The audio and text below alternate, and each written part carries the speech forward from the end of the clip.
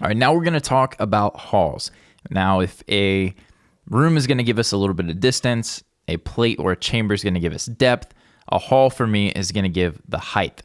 And when I think about a hall, I'm usually thinking about strings, maybe even opera, kind of the opera hall, the concert halls for symphonies, orchestras, that kind of stuff. And you think if you've ever seen pictures, if you've ever seen a movie where there's a hall, it's just really, really tall ceiling.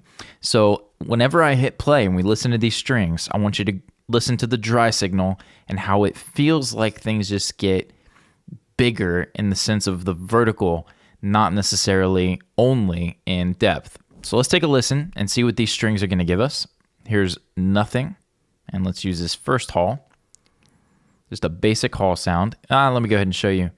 I'm using the Liquid Sonics Reverberate, and I believe it's just a stock basic hall setting that I pulled in here. We got about 3.5 seconds of reverb time, and we'll come back to that.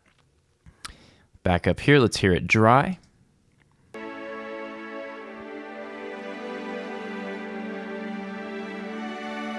And we'll blend the verb.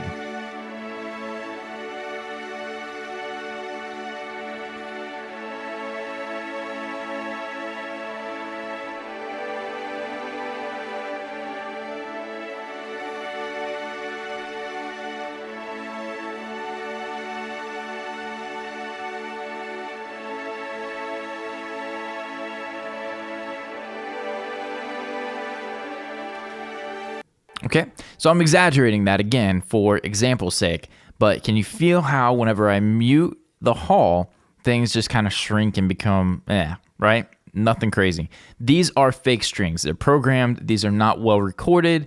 These are simply a keyboard, MIDI, virtual instrument, something like that. I don't know where they exactly came from, but they're not the most exciting strings around.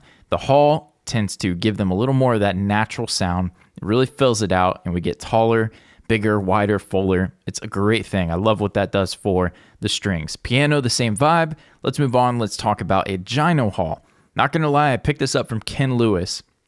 And aside from the fact that I've already loved modulating reverbs, this one from the Lexicon 224, you can check that preset out. You've got the bass reverb time at 3.8 is kind of the starting point for me, 4.2 on the mids, the crossovers down to 200, the treble at 2.2, depth at 60, pre-delay all the way down. If that means anything to you, great, you can check those out. The biggest thing for this particular reverb is going to be right here, the pitch shift. And if you click that on the universal audio version, the UAD 224, you can mess with the pitch shift. And it goes from 2, 1, and it's an increased amount of chorus or modulation happening to the trail or the tail of the reverb once it stops with the reverb time and it decays the tail. I said that a few times there. So let's take a look at what that one sounds like. This one's a little bit longer, a little bit more full. And let's go with an A-B of that. Pull open the gyno hall, unmute it. You'll hear it dry, and then I'll blend it in.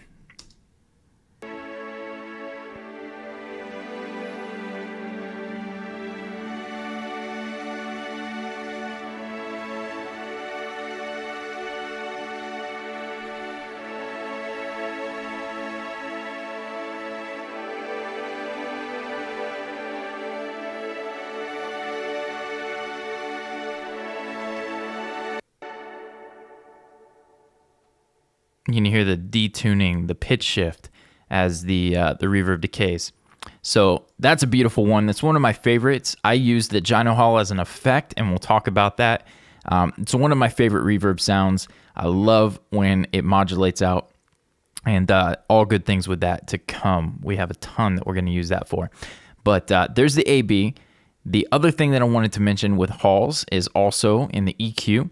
I am a big fan of most of my reverbs getting 400 and below out.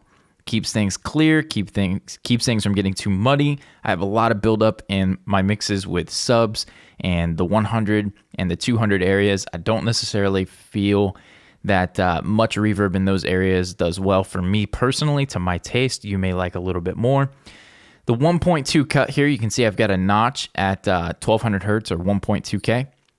I picked that up from Dave Pensado on an ITL. He talked about 1.2 driving him crazy.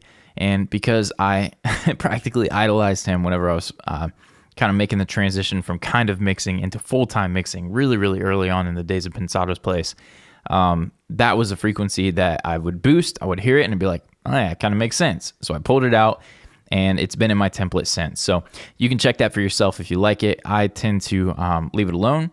But then moving on to the high cut, low pass filter, anything from around 10K and up is going to get pulled back for me mostly because I want the strings or the piano or whatever I'm sending to the hall. I want the top end of that to kind of live up there and not get too messy.